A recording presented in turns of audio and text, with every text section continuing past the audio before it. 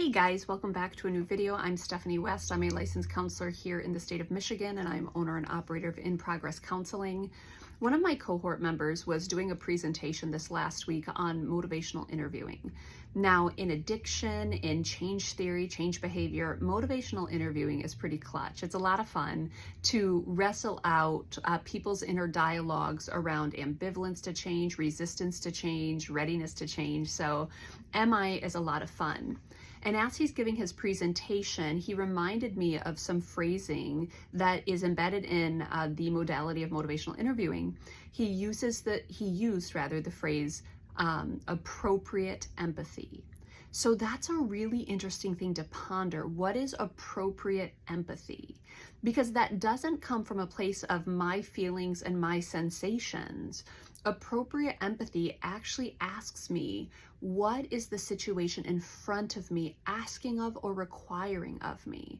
What's the appropriate amount of empathy here? And so think through if I had like a 2-year-old who's learning to walk and they're toddling around my office here, and let's say they fall down. It's like, okay, what is appropriate empathy? Now I'm feeling uncomfortable or sad for them, or I'm aware of, the boo-boo they just got. Do I swoop down and pick them up and say, oh baby, you never have to fall again. I'll just carry you everywhere.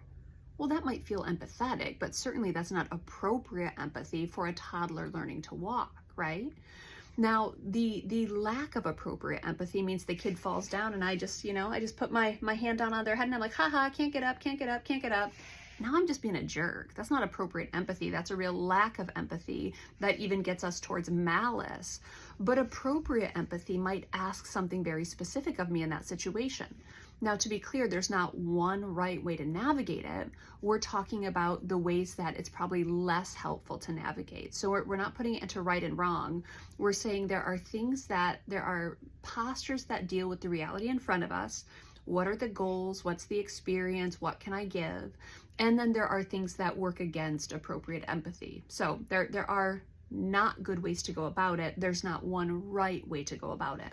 But if I have a toddler falling, perhaps the first thing I do is I attune to them and I look them straight in the face and I said, oh buddy, are you okay? And I check in with them. I don't go over, I don't pick them up, I don't rescue, I don't try to fix the situation, because the reality is there's a process at play where that child is learning a new skill, and because there's a process at play, there's failure that happens.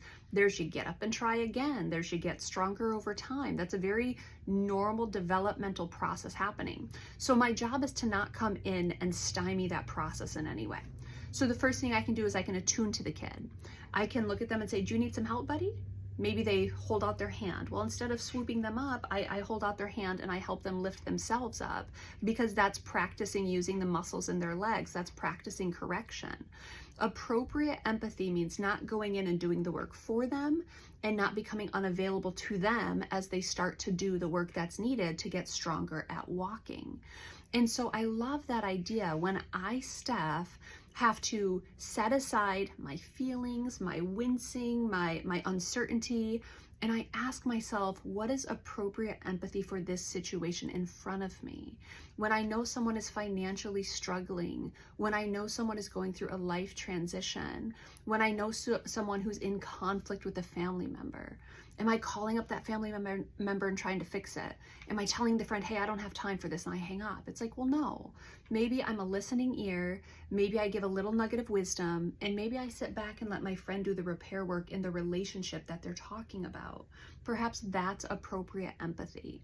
So we can't possibly exhaustively go through what appropriate empathy looks like in a host of situations, but you are allowed to ask yourself, what is appropriate for this situation? How do I not come in and stop someone else from experiencing something that might be important? How do I not look the other way and withdraw and make it so I'm not affected by this? How can I give appropriate empathy for the situation in front of me?